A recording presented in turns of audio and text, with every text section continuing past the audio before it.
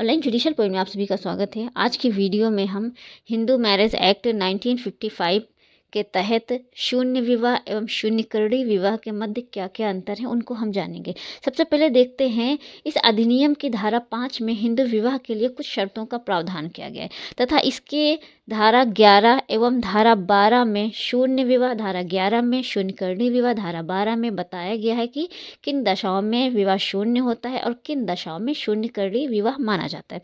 तो हम इसके प्रमुख अंतरों की बात करते हैं। तो देखते हैं, सबसे पहले हम इसका जो प्रमुख अंतर है इसमें देखते हैं कि जो शून्य विवाह या वॉइड मैरिज है, यह विवाह प्रारंभ से ही शून्य होता है, यानी कि शादी के समय से ही ये शून्य हो जाता है।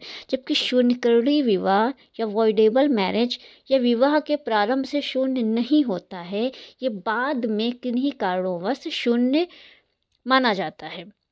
विवाह के पक्षकारों पर कोई अधिकार या दायित्व का सृजन नहीं होता है शून्य विवाह में, जबकि शून्यकरणीय विवाह में विवाह के पक्षकारों के अधिकारों तथा दायित्वों का सृजन होता है। इसमें अधिकारों का सृजन होता है, जबकि शून्य विवाह में अधिकारों और दायित्वों का सृजन नहीं होता है। तीसरा पॉइंट देखते हैं, तो ऐसे विवाह को शून्य घोषित कराने की आवश्यकता नहीं होती, क्योंकि ये तो स्वतः ही शून्य होती है। जबकि शून्यकरणीय विवाह इसके विपरीत होता है। इसमें जो पीड़ित पक्षकार द्वारा ऐसे विवाह को शून्य घोषित करवाया जाता है, ये स्वतः शून्य नहीं होता है, इसमें शून्य कराया जाता है।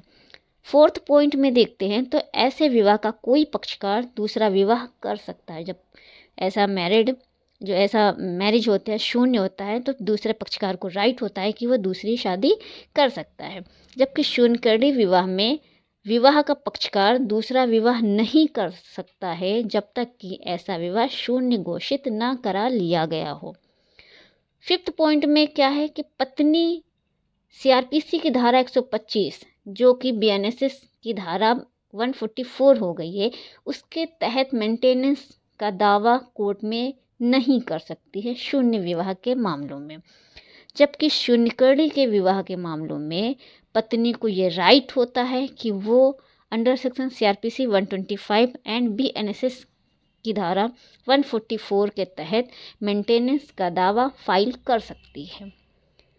6 पॉइंट में शून्य विवाह के आधार क्या क्या होते हैं, जैसे बहुविवाह, सापिंडता, प्रतिष्ठित डिग्री, ये शून्य विवाह के आधार होते हैं।